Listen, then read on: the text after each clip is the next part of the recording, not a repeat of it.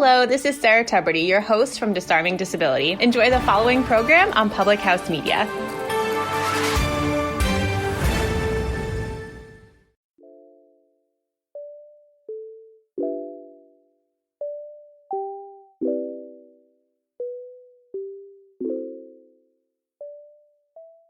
Hi, everyone. Welcome to another episode of the Food for Thought podcast. I'm your host, Kylie Thompson. Today, I'm sitting down with Miss Wisconsin Earth 2020, Emma Loney, who I had not talked to prior to this episode, but now I am obsessed with her. She's the best thing that's ever happened to my life. So funny, so kind, so genuine, and I'm really excited for you all to listen to this episode. So before we dive in, I do just have to do a quick shout out to our sponsor, Bubbler.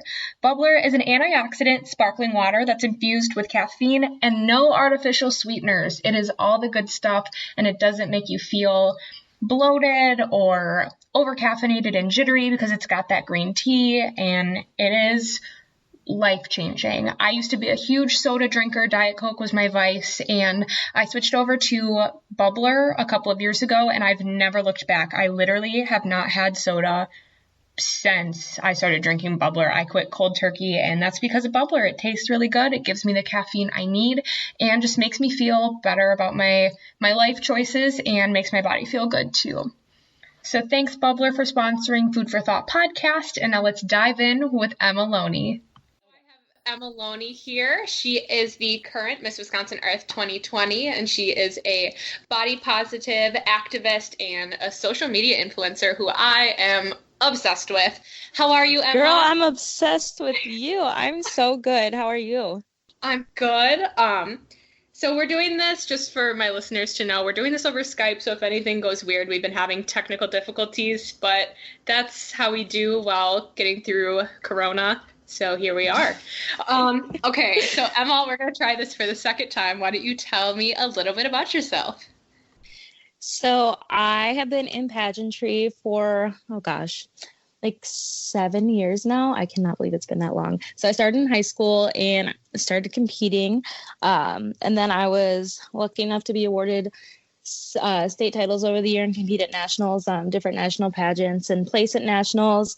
And I'm super excited, and I'll be, like you said before, Miss Wisconsin Earth USA 2020, and I'll be competing for Miss Earth USA this July, hoping that that's coming up.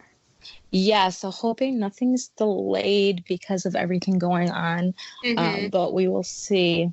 And then I did have good news while we're all stuck inside. So I got admitted into law school, so I'll be starting that this fall.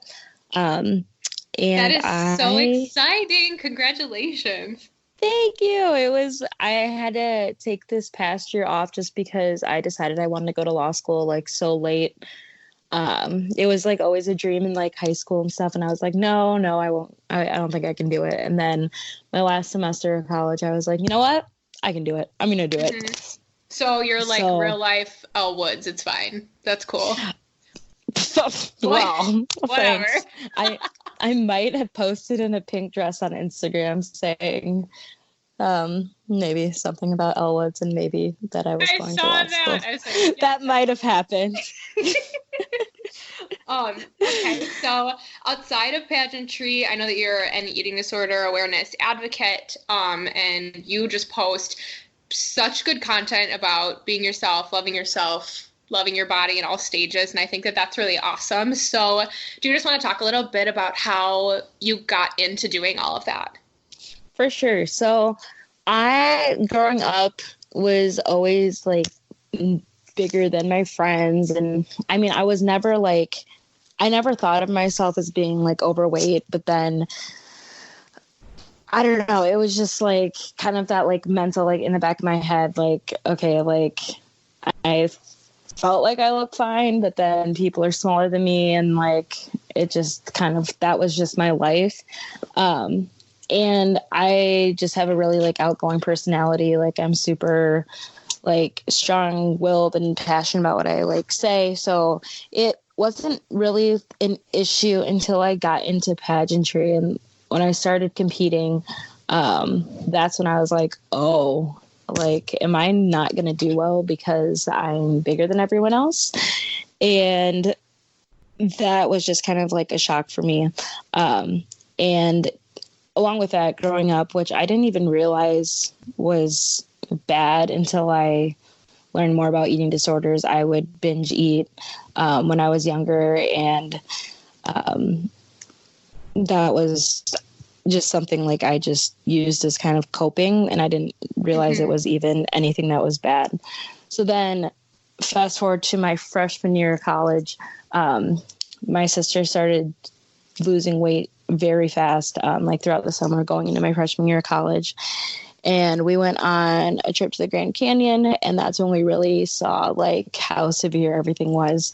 So when we got back, and basically the first couple weeks of college, my sister was admitted to an eating disorder hospital in Wisconsin, and she was there for about 3 months. And so she was diagnosed with anorexia, bulimia, and she had like obsessive compulsive with working out. So then she was eventually released, but then she was readmitted because she just went back to kind of the same habits when she got home. And it was just like a really scary time because nobody in my family really understood anything. And we didn't see the symptoms soon enough because my sister had been overweight kind of like her whole childhood. And when we like saw her starting to lose weight, everybody was like really encouraging about it because that's kind of just what our culture does, is they just encourage anyone that's overweight, that's losing weight, and they don't really care to know or hear about why. So she lost all this weight, and everyone at school was complimenting her. Everybody in the family was complimenting her. And it just, spiraled out of control really quickly. So that's when I started really like focusing all of my attention on like learning about it, because I just didn't understand. I was just like, in my mind, I just would be like, no, you just need to eat. And like, obviously it's so much more than that. So I started doing a lot of research, and one of the biggest things that kind of like hit me about the situation was that like if we would have known, anybody would have been able to recognize like some symptoms and signs earlier on, maybe it wouldn't have like escalated to what it did. So I wanted to start sharing kind of like just information with people and like helping people understand what this was, and that it's something that you can talk about, and that it's something a lot of people suffer from because of how our culture is. It's just you're expected to be a certain size, and if you're not, you're completely like either in school bullied or made to feel like you're not good enough because of what you look like, and that you have to change it by like whatever means are necessary. So I started speaking to schools and started sharing on social media to kind of make that impact that way. And at the time, I really didn't know that my social media would do as well as it did. Like I was really surprised. And it's just like now, obviously it's really cool that I get to work with different brands. And what's especially cool with my social media is that I'm working with a lot of brands that are body inclusive and showing women like through their brand that they can love and accept themselves. So that's been really cool. I just think it's so important that we are sharing just how to be aware of the symptoms and like resources for people that are going through this. So that's kind of, a not so quick summary of how I got involved. Oh my gosh, no, but everything you said was gold. And I think that it's really important to talk about, and thank you for researching and realizing that this was something that you didn't quite understand, but you understood that you needed to be there for your sister. Like as someone that went through that and kind of, my family, I shouldn't say shut me out, but they just didn't understand what I was going through. And so nobody talked about it. And it was like my mom, I'll never forget, I was in high school. I was probably a freshman in high school. And I have a sister that's 10 years younger than me. And so I was on my way to therapy with my mom because I didn't have my license yet. And my sister's like, why do we always take Kylie to the doctor once a week? And my mom said to her, she's like, because something's wrong with her head. And like, it was something that I know my mom didn't mean any harm by, but it was something that just like made me realize that nobody understood what was going on. Like, and for somebody Wow. that it was so wild. And I remember that's actually what I talked about in therapy for like that hour. It was just like, is something so wrong with me that like nobody can understand this? Am I like going crazy? Am I losing my mind? And so I think for you as a family member to come out and like research and show, I'm sure that meant so much to your sister, even if she's never said anything to you. Like I can only imagine that for you to come out and be an advocate and research and spread awareness is so important Mm-hmm. to her. So that's just freaking awesome. I love that. Um, Aw, well, that's so sweet. Thank you. Gosh, anytime. So I know that you work a lot with NEDA, the National Eating Disorder Association. Is that a resource that you found helpful when you were doing research? Yeah, so I was able to find they have so many like helplines, and when I speak to Mhm. schools, that's what I give them is they have a text line, they have a call line. You can literally just text someone that works there and they'll like walk you through stuff. And I think that's so cool because, you know, obviously so many people don't feel comfortable calling. So if you Hmm. can, like, if you're suffering with something and you can just like send a text, I think that's like amazing. I also like share like suicide helplines too, because a lot of people going through them, like including my sister, felt suicidal at times. So those are also resources I share. But NEDA, especially, they were able to provide me so many things and learn at first, like for myself to learn. And then they have like amazing resources to bring and share with other people. So, like, I would bring pamphlets and posters and my sorority in college, I ended up bringing a bunch of cards that they sent me, and we were able to fill those cards out, and they were sent to hospitals and distributed to people like that were in the units. They're just like positive messages, but NEDA's great because they just you can go yourself and learn, and Hmm. then they can help you teach other people. Yeah, which is really awesome. I love them a lot too. They're a resource that I used a lot when I was going through recovery, but then I mean, similar to you, I still go to their website, print out all this stuff and spread the word that Yeah. way through them too. And I know for me, like it's an organization that changed my life, so I like to, share their information and give back to them because I know nonprofits, I mean, they don't get a lot of word out there if other people don't do it through word of mouth. So that's really cool that you do Right. that too. And going back You to too. going back to your sister and your family dynamic when she was going through this, and I mean I don't know, is she still in active recovery? Is she doing better?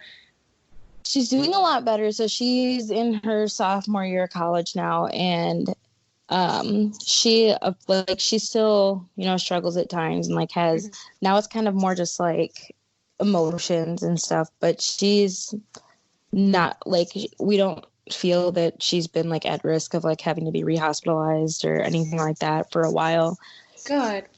So it's I mean that's the thing with eating disorders too, is that people don't realize that. I mean, of course you probably know all about just that, like it's an ongoing thing when you're like Hmm. in recovery. It's always going to be like a battle, and Yeah. you always are like it's always going to be there. It's not like a physical illness where like you can get better and it's fine. Like it's still like going to persist, or if you get really stressed out Hmm. or some like a big life event happens, like it could trigger it all over again. Hmm. And while your sister was, being in inpatient treatment, and even, I mean, even now, do you think that your family has a little bit more of an understanding mindset? Are you guys working on like being more supportive towards her, that kind of stuff too? Yeah, for sure. So I mean, at first, of course, like it was hard for my family because, like I said, they just didn't know. But everyone's like really taking their time to understand, and um, it can be frustrating for like my immediate family sometimes because like my sister can get very upset and stuff, and sometimes nothing that anybody says can do anything and make anything better. But I think that everyone supports learning about it and supports her. Well, that's really awesome that it's like a whole family effort, and because I know that doesn't happen for so many people worldwide that go through that. So I commend your family as a whole for doing such a good job with that. So that's really awesome. Thanks. Yeah. Going back to you, so I know that obviously like you didn't go through this in the same way that your sister did, but like how, I mean, you touched a little bit on having like a binge eating disorder and stuff like that. Like what have you gone through that makes you continue to advocate? And I mean, you're a social media influencer. I'm sure that you get messages and comments all the time about how you look and stuff like that. So how do you combat that kind of stuff? So what was kind of like really hard for me growing up was I had a family member that would always comment on what I looked like and say that like I wasn't good enough because of my size, that I needed to do all these things. And that was something that like really, because like I just was always hearing it from them, I was like, you know what, I'm gonna prove you wrong. Like, I don't know why, but like mentally I was just like, I'm not gonna listen to you. I'm not gonna like let what you say like affect me. I mean, obviously it affected me like emotionally, but I didn't like let it, like consume me and like make me obsessed with like what I looked like. I was just like wanting to show that and prove them wrong, I guess. Yeah. So I did that, and now I guess I don't get that many negative messages. Like I have gotten probably like in my entire like time on social media, I've probably gotten like 3 mean comments on my photos. Okay. Well, that's really good then that people are supporting you and the badass stuff that you're doing. So that's good. But like it's interesting though, because that's like not what I would expect because of how social media is. So I mean, obviously like when you get a message or like a comment that's mean, you're like, oh, that really sucks. But like that person's behind a screen and you just can't let it like consume your life, because I know like personally if I get upset about something, like I'll perseverate about it and let it kind of like take over my entire day. So just not doing that. But there's definitely been times that like I feel like, oh, I need to change myself because like I don't look how I'm supposed to look. But then there's like a stronger voice, I guess, in my head that says like no. And I think it's really important that the way that you talk to yourself and like work through those kinds of things, that can really make or break, or like you said, it can ruin an entire day or a week or make you want to change yourself. So I think having those like positive voices in your head be louder is really good too. Right. And I think people have like, sorry, go ahead. Oh no, finish your thought. I just think what's so interesting is people, when I've looked at other people's like social media, because I follow like other like curvy influencers and like plus size models, like I'll sometimes see comments on there, things like, oh, you're like so unhealthy. Like, why are you promoting like being overweight and like you need to exercise? And it's like people just have such a misconstrued idea of like what being healthy is. And just because someone looks a certain way doesn't mean that they don't exercise or they don't eat well. Like obviously, and there's obviously like extremes of like both like body types and like, but people just, they see somebody that isn't like a stereotypical size and they just assume that they must be so unhealthy and they must be just like not moving at all. And like it's just like, it's sad that that's what like this is like our entire society just assumes about people. They don't consider anything else. Yeah, people just assume that, I mean, it's fat phobia, and it's assuming that if someone is thin, that they're healthy when, like you said, your sister was, a curvier girl, and as she was losing weight, she was being rewarded for that. And so you're feeding those voices in your head telling you, don't eat, make sure you go to the gym, all these things, and then you're not being healthy when everyone assumes that you are. Like, Exactly. it's just ridiculous to me. It drives me insane. And I know we talked about this a little bit before I started recording, but you compete in pageants, obviously, and I just want you to touch a little bit on your experience in different organizations and being plus size, because I know I consider myself plus size, and when I started competing, I was at my heaviest weight. And so like specifically swimsuit, I was like, well, there's no way I'm going to win because I'm not like thin. So I mean, and you obviously you dominate the pageant world and you're a curvy girl. So I just touch on that and touch on your pageant experience while being curvy and rocking it. Well, I have struggled a lot because you go into a pageant and you think you're at an immediate disadvantage because you're bigger than other people, which is so hard. Like, even though you might have prepared equally as hard or harder, your wardrobe might be great, your hair, your makeup, whatever, like all the factors might be great. And then just knowing that, like, oh, but I might not even have a chance because I look like this. And then, of course, so many people say, oh, then why don't you just, lose weight?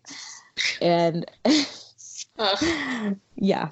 But I think that's like something that people don't really think about, like that you can be an amazing competitor and that, you're always worried that like it might not matter. So in pageantry, I've had definitely good experiences and bad experiences. I've been able to place at nationals and I've also not placed. And when I get my scorecards back in organizations that have allowed me to, see my scores, I'm placing like second, third, fourth in interview and then scoring badly in swimsuit.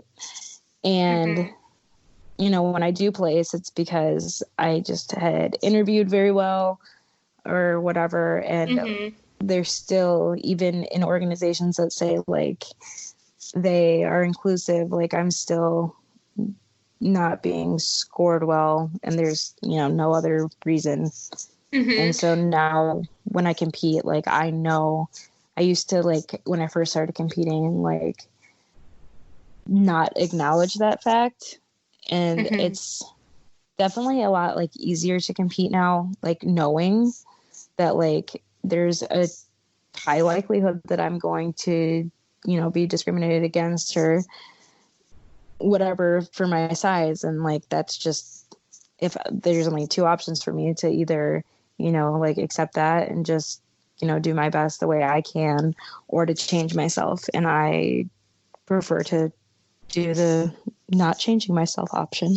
And I just think it's a little bit of pageant tea. Like I used to compete in swimsuit too, when organizations, and like no shade at anyone in particular, I think any pageant that does swimsuit kind of does this. They're like, oh, it's health and wellness. We want to make sure that you're confident and healthy, blah, blah, blah. But then like you said, you get a scorecard back and you're a healthy individual. You eat right, you exercise, and you don't score well in swimsuit. And I think that that's just a load of bull. Like, you're obviously either picking judges that don't know what they're looking for and they think that they're going to pick the thinnest one to win or whatever.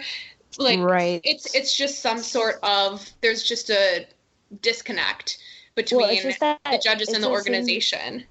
Right. It's that same like societal like expectation that like what you look like perfectly mirrors like your level of healthiness.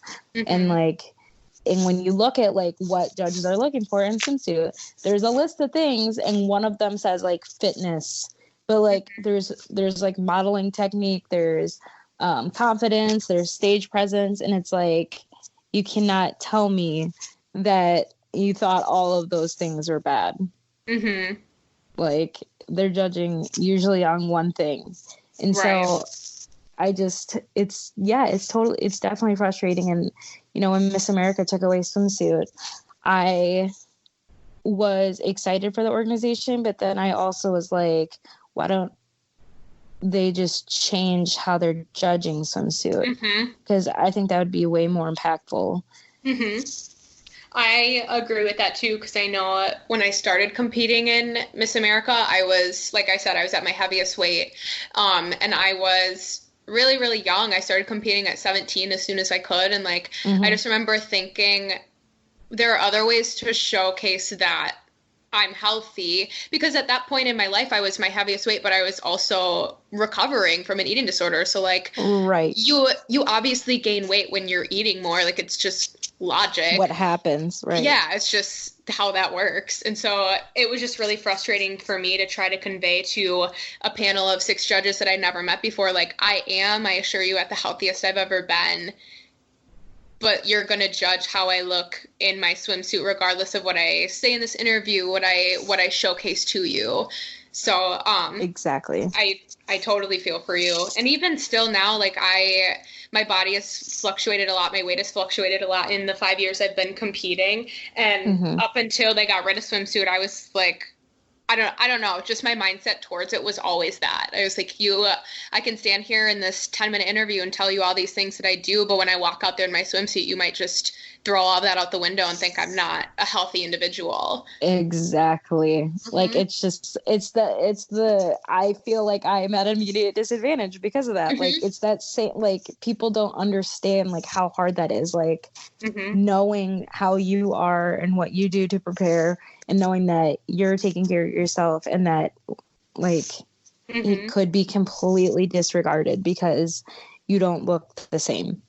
Right. And I also think too, like towards the end of me competing in swimsuit, like before Miss America 2.0 happened, like I feel like I was becoming, I was falling back into old habits because I thought that I was immediately disadvantaged, because I'd look around, even when I would make it to the stage, I would look around at these other women, and I was one of the only ones that were considered plus size. There was like 3 of us one year, and I was like, thank the Lord, like finally this is what I needed.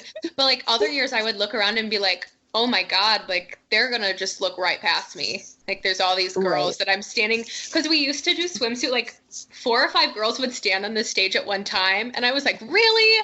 Come on. You're going to just sit there and compare me to like, oh. And I remember one year they put me right behind someone that ended up winning a swimsuit preliminary award, and I just remember she's like 5'9", like has a 6-pack. I was like, well, they're clearly gonna score her higher than me. Like, like what am I supposed to do up here? Right. And it's like you could walk better, you could have more confidence. Like it totally doesn't matter. They're gonna see her abs and be like, bing, like that's it. There's nothing. I mean, shoot, as much as I work out, I feel like I'll never have a 6-pack, and I would love to, and like there's nothing wrong with that body type. I just think in the pageant world that like those girls have so much more of an advantage and might not even realize it. Right. Exactly. Would you ever consider competing in Miss America 2.0? I'm saying that because like I really want you to. And you might. There is. Actually, like for sure. Like, yeah. Yes. Yes. I've been waiting because I was Instagram stalking you, social media stalking you, and I was like, has she ever competed in Miss America? Never. Oh, please come over. Come to us. I was so scared to. Why?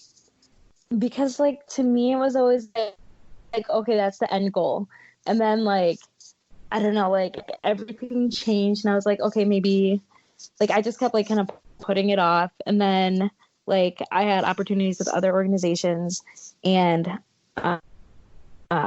so I mean it's definitely like something I will do at some point. Good. That makes me really happy, because I know a lot of women that have competed in other pageant circuits or have maybe never competed at all. Once swimsuit was thrown out the window with Miss America, they started flocking. And so I was wondering if that was something that was maybe deterring you from competing, or like just, because I know you've competed in swimsuit before, so I didn't know what your reasoning was. But I'm very happy to hear that you'll be joining us, hopefully. I can't wait. I cannot wait. Yay! Madison I guess 2021? Yeah. Yeah. Okay. Writing that down. I guess it's just like, for me, like going from like, like competing like at a national level and then like competing at a local level, like it freaks me out because like, I mean, like everybody, it's like, well, what if I don't do well? So. Yeah.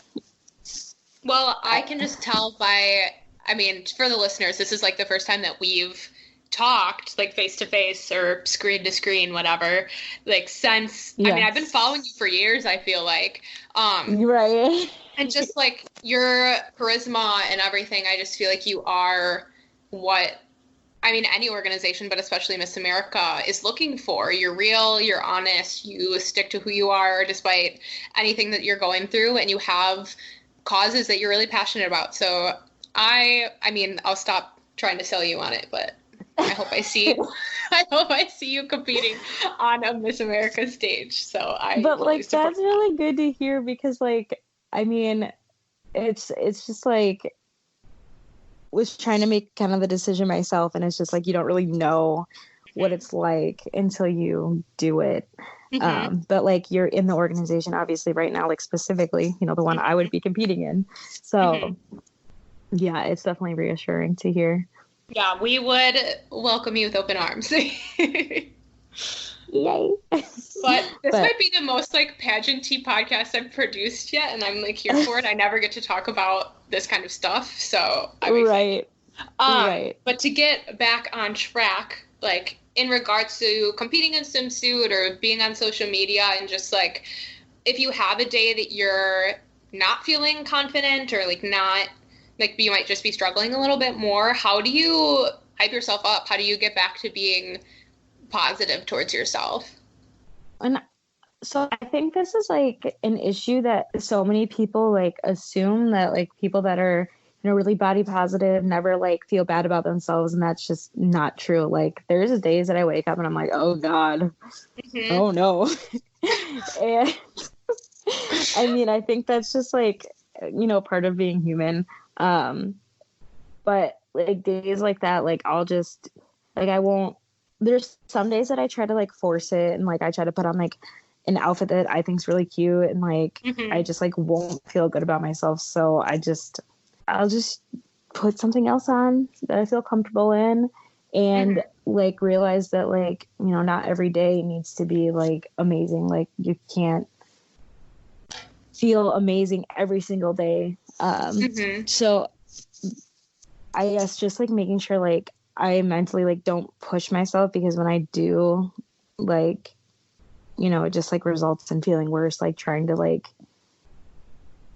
oh, I felt like amazing about myself yesterday, I thought I looked so good, I was like taking all these pictures, it was a great day, and then like the next day you're like, oh my God, I feel awful. For sure. Like that, not trying to like like push what like the feelings you're having the previous day, like not putting so much pressure on myself, I guess. Yeah, like, sure. Understanding that like it's okay, like Demi Lovato says in their song, it's okay not to be okay. Yes, we love Demi Lovato at Food for Thought. We love her. Yes. So I don't know, and that's like something that like no matter like what size, like you just like have to like be easy on yourself. Like you can't expect yourself to always like meet your own expectations, and like there's not always going to be like a perfect day. Like there will be days that you'll struggle more, and that's okay. Totally. So I got through all my questions pretty quick with you because you're fun to talk to, and I'm having a blast over here. But do you have any like I call it food for thought. Do you have any food for thought for our listeners, just to like leave them on a positive note, or anything you want people to know about you or anything? Yeah, I would just say like anybody that feels like they are inhibited by what they look like to just really like take time to reflect and understand that that's not a factor in pursuing your dreams. Like you can do whatever you put your mind to, and other people's opinions of what you are or what you look like, that they don't have control over your future. Like you have control over that, and to not let somebody's negative opinion or negative words or negative emotions you might feel about, you know, what you look like or what you've done in the past or anything like that. Like you have the power to change like your future and do what you want. And that's kind of, you know, like how I was able to push through like my life. Like I had a ton of negativity when I was younger. And just kind of deciding like that's not going to determine how I live my life. Yes. Preach it. I love that. All right. Well, okay, I'm just saying this to you. I'm about to stop recording, but I'm not going to hang up on you yet. Because we got a lot to talk about. Yes. All right. Well, thank you so much, Emma. Thank you so much for having me. It was so good talking to you. Like, I am so excited to come watch you at Miss Wisconsin because I will be there. Say hi. I can't wait. All right, everyone. That was episode number 3 of the Food for Thought podcast. Thank you so much for tuning in to another episode. I loved this one. I loved recording it. I love Emma. I love everything she stands for and everything that we talked about. I know it was a little pageant heavy, but I hope whether you participate in any pageant or not, that you got something from it and that you understand a little bit more why we choose to compete and promote organizations such as the National Eating Disorder Association and just choose to succeed within the pageant world in that way. So thanks again for tuning in, and I will see you next Monday.